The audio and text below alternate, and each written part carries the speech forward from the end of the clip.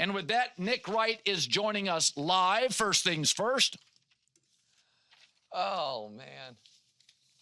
I kind of felt like that was owed to Nick Wright. That was a Nick Wright segment. Well, yeah, I mean, I wouldn't have had 6 people on a Mount Rushmore to start with. You could have just taken your middle 4. Can I do my biannual? It's not anti-Michael Phelps, but it's anti-swim medal inflation rant, if I may. How come? It's the craziest thing. The greatest Olympian ever was a swimmer, and now the greatest Olympian ever is a swimmer. You know why? Because they don't tell Usain Bolt, hey, buddy, you can win 5 gold medals in the 100. Run it backwards, run it forwards, hop, skip. Like, it's such a farce. This idea that because, Simone Biles has a limited amount of medals she can win. Bolt has a limited number of medals. The swimmers, it's the same distance, 4 different strokes. So I'd clip him. And on Ohtani, here is my only question for you, Colin, because he hasn't pitched in a couple of years. Yeah. Until we see him return to be a regular dominant pitcher, hasn't his place, forget atop Mount Justmore in history, right now, this moment, he's not the best player in baseball. Aaron Judge is, right? Because Judge has been demonstrably a better hitter this year. He just has been. And if we want to hold the postseason stuff, that's fine. The whole idea of Ohtani is you're getting A pitching and A hitting, or A plus and A minus, whatever it is. I need him to start pitching again. I know he threw the inning last night, but before he gets elevated there, you're ready. I mean, I know you coined better than Babe, which was great, but, this year, I don't know that he's been better than Betts because he's just playing the one position. So is that not fair? Well, I mean, it's like, the way I look at it was he was an ace in an all-star game. I don't need 20 years of being a dominant pitcher. If one year Mahomes made the Pro Bowl as a corner cover, I'd be like, I don't need a second. That checks a box. Brady couldn't. That's fair. Well, then listen, you might need to edge out. Maybe you can, if you're leaving it at 6, maybe you can get ready to remove Phelps for my guy Travis Hunter. Because my guy Trevor Lawrence about to help him be an all-pro receiver, and you just want to see moments of brilliance playing both ways. So maybe Travis can take that next spot. Yeah, hopefully he'd play a game before we anoint him to that position. Okay. So. Well, Ohtani pitched 1 inning last night, and you've got him as the best player in baseball again. Well, again, because he's previously been an ace in an all-star game. That's fair. That's fair. Okay. I suppose that's fair. Go ahead. So J-Mac, and as an elder statesman at this network, I do believe that basketball is better today than ever, but we have to acknowledge that the Michael Jordan's Bulls were also the best defensive team, and Katie and Steph's Bulls were the best defensive team, and Belichick beat the fastest show on turf. And what we have is a history, Saban's dynasty. If you put a great offense and a great defense together, the defense almost always wins. And Indiana, hot knife through butter, Milwaukee, Cleveland, Knicks, they look disjointed. They look off. Now, some of it's Halliburton, but I'm watching an Oklahoma City defense. This has got a Legion of Boom feel.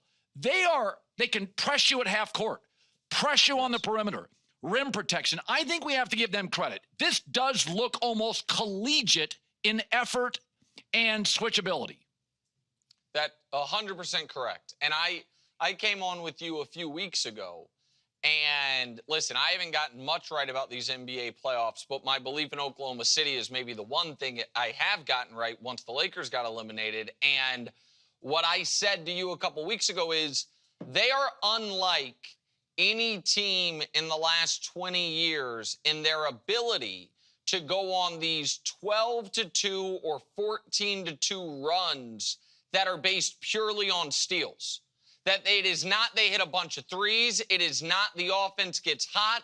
It's that they can have these game-changing runs based on their defense and their ability to throw waves of good defenders at you. I also think the Legion of Boom comp is apropos because they also do something those guys did, which was we are going to play with such a level of physicality from the opening whistle of the game that we are going to put the refs in an impossible position where you are either going to grind the game to a halt in the opening 4 minutes, or we are going to set the precedent that Dort and Caruso, when he comes in, and Jalen Williams and Cason Wallace, all these guys, we are just going to bring back hand checking, bring back body bumping, and we're going to rough you up somewhat, like what the Legion of Boom secondary did with kind of illegal contact, to where even if we get called it a few times a game, it's worth it. So, listen, defensively, they're great. Shea is having, from a scoring perspective, a really special, not just postseason, not just season, but couple of seasons. Like, as the list of guards to average more points in a season than Shea the last couple of years is, you can count on one hand. And then you add Jalen Williams, who became just, I think, the 6th guy ever to be the second best player on a team and drop 40 in a finals game. It's Scottie Pippen, his whole career in Chicago, Colin, never scored more than 32 in a finals game. Kobe scored 40 in a finals game once, and it was in 09 when Shaq was gone. D. Wade never scored 40 as a second option in the finals. It's really special what Jalen Williams did yesterday, and it makes their ceiling even higher. So, yeah, I mean, I am wildly impressed by their defense. And Jalen Williams, who was fairly the object of a lot of scrutiny after last year's round 2 loss to Dallas when he didn't play well, and then midway through round 2 this year when it looked like they might lose to Denver, he was going to be object of scrutiny again. He had a 4 for 19, a 5 for 18, some rough games. Since Game 7 of round 2, he's been excellent, and these last 3 games, he's been brilliant, and now they're going to win the championship. I got a lot of things I could ask you about right here, and I'm looking at them, and some are interesting, some not. Okay, I'm going to throw this. Do the interesting ones. Let's just, you know what? Let's just do the interesting ones. Okay. So I was never a John Morant guy. And the maturity stuff, I wasn't too critical of him because, in football, in baseball, you have to go through the minor leagues. You come in a little more mature. In football, you can't even get to the NFL. A lot of these kids are 18, 19. At 18, 19, I was pulling fire alarms in high school. Like, we're all idiots, right? But I will say this. I've always had this theory that if you're a small player, you got to be able to shoot. I didn't buy John Wall, Derrick Rose, John Morant, Stevie Francis. I bought Nash and Curry. Because without the hand check, if you can't shoot, you got to score at the rim. And you're going up against Redwoods. You're going to get hurt. And my take on John Morant, maturity aside, he can't shoot. And he's always hurt. And in the end, I love what Orlando did in the trade because I think now they look at Indiana and think we can do that. But I also like what Memphis is saying is this isn't going to work. Look at the maturity and depth of OKC. Look at these young teams coming. Is that John Morant's a bit of a cautionary tale. Is that if you look at the Pacers and OKC right now, it's college guys. 2 and 3 years at college. Jalen Williams. It's maturity. There's no G Leaguers. There's a couple one and dones. That John Morant is a prime example of college basketball matters. Maturity matters. Then in the NBA, sometimes we kind of fall in love with highlights, and John Morant's the best in the league at that. But your take kind of on the John Morant in Memphis kind of saying he can't be a one. I think there's a lot here. I think the only part you didn't mention is Orlando Orlando making this trade is a low-key diss to the Pacers. Because what Orlando's basically saying is, hell, anybody can win the East. Look at what's happening. Like, why not us? Like, Paolo takes a leap. We just need some shooting. And I do like Bane's fit. And in a weird way, I don't think Desmond Bane is on the Magic if Jason Tatum doesn't tear his Achilles. Because I think that's what made the Eastern Conference feel like everything is available. So there's one take. On the Grizzlies, I totally agree. And I think the Grizzlies are fearful because Ja is so wildly popular there, and they're like, well, you don't want to trade him when his stock is low. And my only response to that would be is, unless there's real reason to believe it might go lower. Because Ja now has, and you hit on it, everyone when they talk about Ja, I shouldn't say everyone, a lot of people when they talk about Ja act as if, well, if he matures off the court, and maybe he has, I don't really see a lot of evidence of it, but maybe he has, then he's back to being a superstar. While leaving out the fact that he has not improved as a player over the last couple years, and he has become an incredibly high injury concern. So they're afraid to trade him now because his stock is low. Well, he's one more missed 30-game stretch away from the stock being even lower. So I proposed this kind of jokingly a few months ago, but I'll throw it out there again. I think it works salary-wise. It certainly works creativity-wise, which is the three kind of immature, kind of mercurial Southeastern point guards all trade for each other. LaMelo, Trey, Ja. We send Ja to Charlotte where there's less trouble to get in. We send LaMelo to Atlanta, and we send Trey to Memphis. And we're like, hey, all these guys are talented. All these guys are high draft picks. All these teams have kind of reached their ceiling, or in Charlotte never had a ceiling. What if we shake the snow globe there? I would like to see that. What Memphis probably should do is maybe start over. I have one extra bonus take on this, which is actually a Lakers take, which is if I am Rob Pelinka, the first thing I'm doing in the morning is finding that leather jacket. The second thing I'm doing is saying, you know what? If Desmond Bane is worth 4 first-round picks, then is my path to getting the center we need actually a 3-team trade involving Alex Caruso? Because if Bane's worth 4 first-round picks, Caruso's worth about that. And is there a team that would trade picks for Caruso and a team that has a center that would rather have picks than Caruso? Because if Mikal Bridges is worth 5 and Bane is worth 4, Reeves is at least worth 3.5. So I wonder if that ends up being the lubrication to the Lakers getting the center they need for Luka. Yeah, no, Austin Reeves has limitations to me. J-Mac loves him, but, he loves the undrafted guys more than anybody I've ever met. I like him, but he became superfluous once you got Luka. Yes. Because he's not going to have the ball in his hands as much. That's right. And you don't have a bunch of other assets with which to get. Like, here is a real question I would have if I were the Lakers. If the draft is going on, and Maluach, the center from Duke, is available at the 8th pick, the 9th pick, would somebody want Austin Reeves for that pick?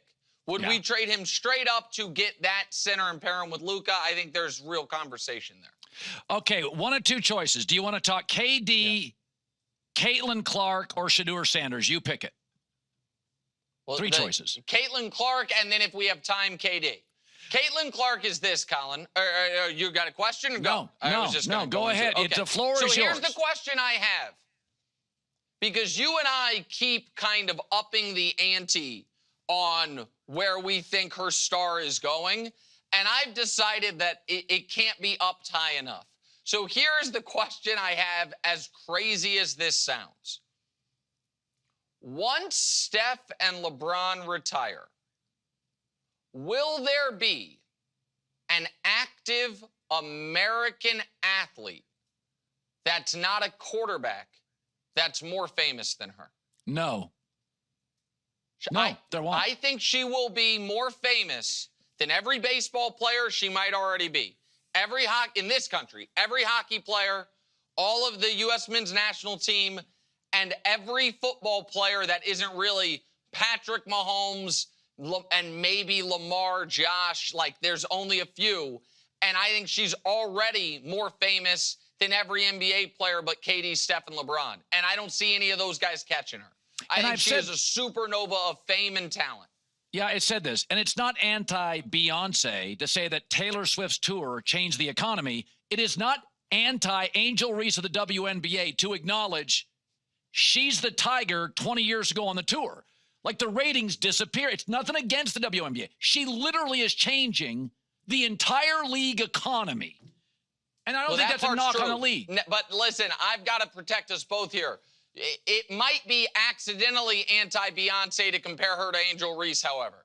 If Beyonce might not be Taylor Swift, but she's not. I mean, let's be careful with that. But I understand. You don't have to listen. So you don't have to blow out one's candle and make the other one. That's right. Grow brighter. But we are swimming in different pools when we're talking about Angel, who, by the way, shout out Angel, who got a triple-double and played really well the other night.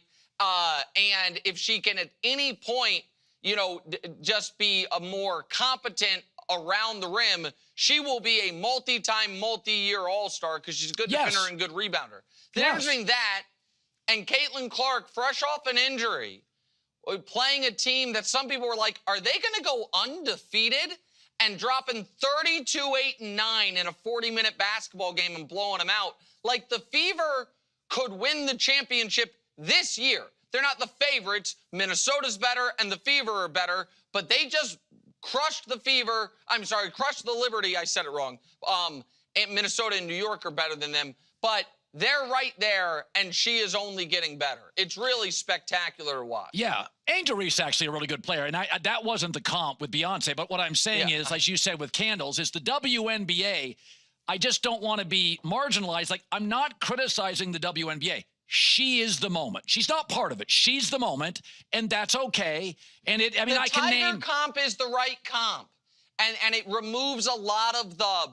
I think there is understandably a real protectionist nature amongst the WNBA because, for a long time it had fought for survival. Obviously, because it's a women's league versus a men's league. There's also a lot of race and gender and sexuality stuff tied up in the WNBA and its fan base that I think is actually really productive for American sports. But it also creates an understandably almost protective fan base. Like, hold on a minute. And so because of that, there has been, understandable or not, a pushback to this supernova celebrity parachuting into the sport. And so, like, the WNBA demographics and who watches and who goes to the games are almost diametrically opposed to the PGA Tour 30 years ago. And then Tiger came in, and there was still a similar protectionism, but for very different reasons. But the reality is this person is going to change the face of your sport, the economics of your sport, and the accessibility of your sport to shows like this. And that ultimately helps everyone.